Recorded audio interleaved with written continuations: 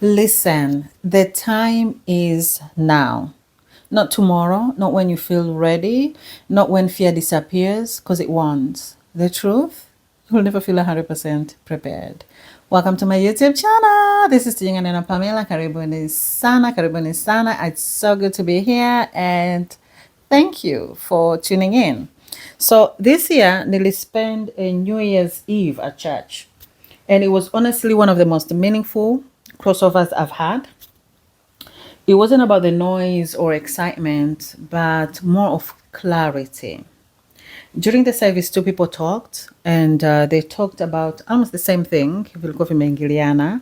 And now, but allow me to just summarize, just to take a small part of it, ambayo ilikuwa major really, afu ni twist kidogo, ni change wording, na nataka niongele kuhusu time being now, the time is down. Yeah? The message was so simple, but very, very powerful. And I didn't want this message just remain. I don't believe it was only for that room, but somebody here needs it. It's just a reminder for us, to live better this year. So the time is now, not later, not when you feel ready, not when everything finally makes sense. The time is now. So often when tukiwa tuna vitu ambavyo viko ndani yetu tunataka kufanya, or when God calls us to do something, start a business or step into leadership, use a gift that you have been postponing or hiding, or maybe change direction, or maybe finally say yes to this opportunity, we expect to feel confident. We expect to feel qualified. We expect to feel prepared, sure of ourselves. Everything has to be aligned. Everything has to make sense. Everything has to be ready. Or maybe the funds has to be like 100% ready so that I can do the thing that God has called me to do. But God doesn't work that way. Or even life doesn't work that way. It's never like that.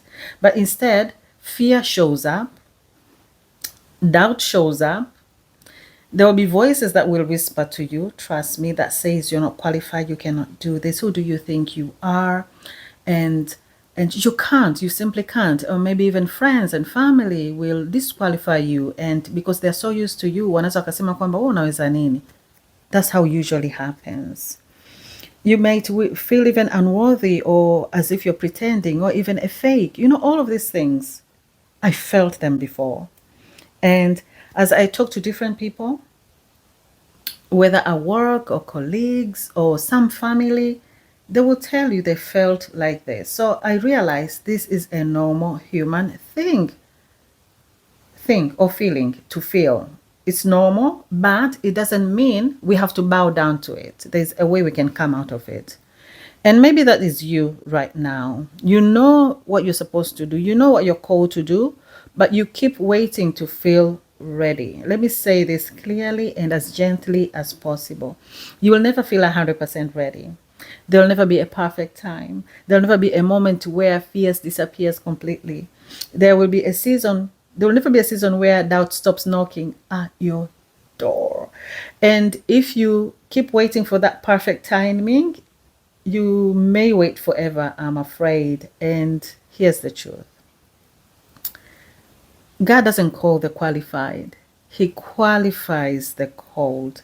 And if you're a Bible reader, and for all those people who he has called, you would realize they were not qualified.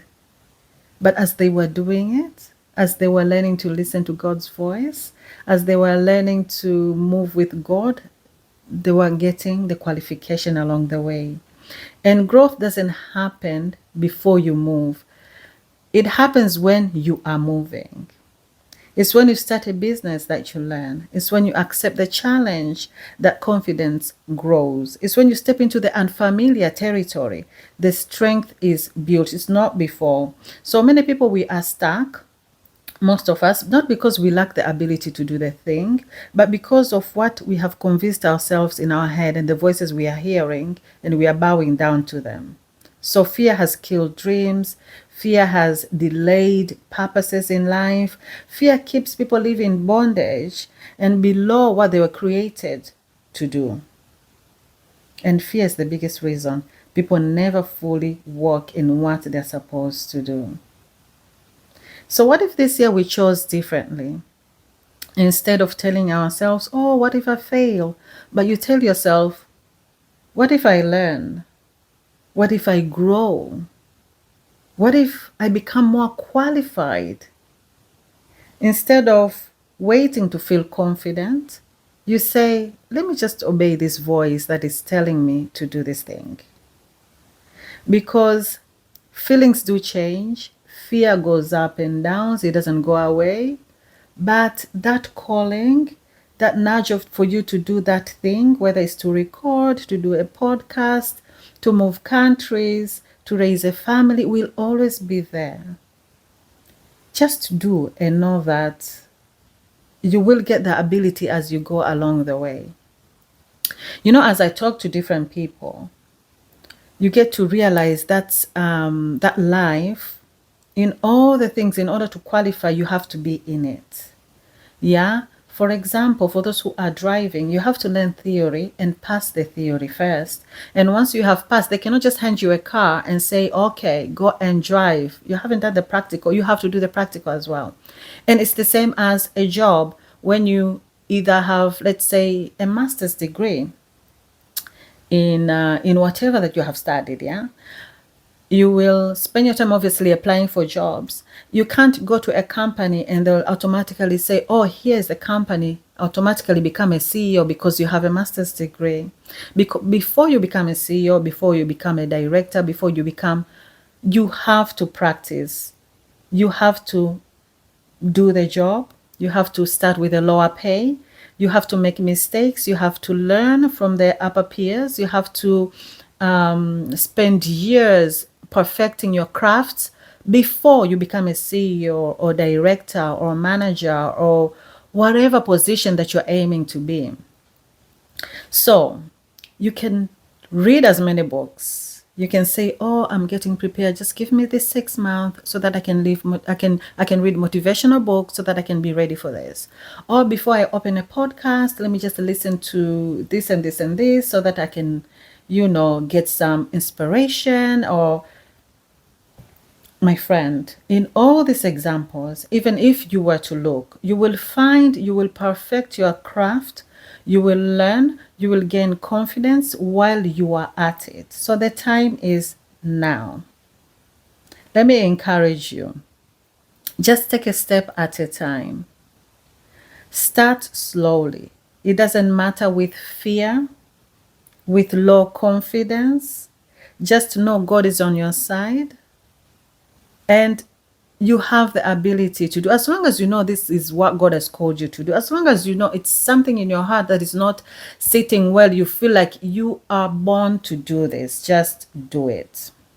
So I truly believe this year is the year of movement, not rushed movements. Don't feel pressured or anything, but just take small steps, intentional steps into doing what you're supposed to do. Let me ask you a question. I do not know where we get this. Who tells us that you have to be perfect? Who tells us that we have to be polished? Who tells us that we have to be completely healed before we practice something or before to shuhudia something?